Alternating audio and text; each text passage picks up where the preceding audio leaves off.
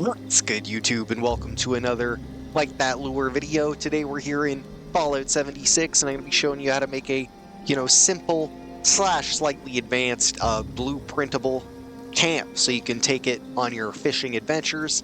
So, catching those rare fish is a little bit more easy. So we'll head inside. First off, I recommend a misc structure to throw it in if you have the houseboat survival, like land thing or just the boat itself. You could start to work with that. I don't have them unlocked yet, but we have this. So start off with a weather station and power, of course, for said weather station. And why is that important? Like I said, it'll increase your chances at rare fish when, fishing in said area. So you'll be able to move this blueprintable camp wherever need be, and you can continue from there. Or, of course, once you build it once, all of it's going to go into storage. And then you can just take it with you and adjust from there. And then I recommend, some generators, solar power. You could go with like a fusion reactor, but it takes up a decent amount of space, so I just went with the smaller stuff. You could probably get away with solar panels, though. This thing only takes 2 power. But I also do have some work lights in here just to brighten it up a bit, especially when we're in the mire. It's kind of dark. Moving on, we have the stash box. Of course, is essential for just throwing fish in there, fish bits, that kind of thing, salt, whatever you may need for your adventures. The cooking stove, of course, is important for crafting your fish bits, so you can either give them to the the fish boat or whatever, I forget what it is, a Lindalee or whatever it's called. And then you could also cook into grilled fish, which will reduce your time to hook. You'll need salt for that, which we do plan on making a video showing where to get salt in the future. But I do believe in the next season there'll be like a camp item that produces salt that you can unlock. But you can, like I said, you can use that to make your fish bits, all that good stuff. And then for some extra sauce, we have the brewing station and fermenter. This is so you can possibly have some crops set up to make like beer, whiskey, stuff like that. Because there are some event challenges and just dailies here and there for, challenges to, drink or be under the influence of alcohol and to catch fish. I believe I've maybe done them, yeah. Catch fish while intoxicated. So that could be a daily and is one of the challenges in the Marshall Mallow event.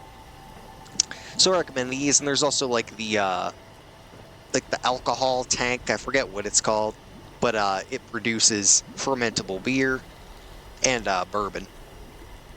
Some extra additions: the Nuka-Cola cryo freezer and or like a cooler, stuff like that. This is just so you can keep your fish bits and your grilled fish extra fresh in case you don't have maybe those backpack mods or those perk cards, but it does work pretty well. And of course, it's just nice to have these kind of items that you can, access, and they'll have specific things like food and drink. So you don't really have to go to it. You can just throw food and drink, bam, right in there, even if it's canned stuff. So it's good for organizing, making that a little bit easier. Next, we have a robot, a Collectatron. I recommend going with the Nuka-Cola version, but of course you could have it painted whatever, but the Nuka-Cola code, I guess, in it. So you can get those cranberries and use those to get a little bit of extra XP off the fish. Of course, tasty squirrel stew, stuff like that, the relish, cranberry relish. I do like Nuka-Cola twists as well, because you might get an intelligence boost off them, or an charisma boost, which may translate into intelligence depending on your perks. And then we also have a wood scraps firewood pile. It's a good opportunity to maybe put extra resources that you might need in here. Maybe the ammo collector, stuff like that. Different resource collectors. I just have the wood one as a small example for what you may need just for cooking up, grilled fish. Then you also have your XP boosters. So of course, the mechanical derby game my favorite because it doesn't have any actual interaction time. You just click on it and you're good. Then, of course, a bed. And with the right perks, your charisma will also increase your intelligence to a certain point.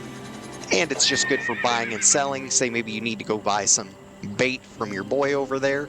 You might be able to reduce that price by $1, maybe $2. I'm not sure if you can get down to $3. I know you can get down from $5 to $4, which can make a big difference if you're buying a bunch at a time.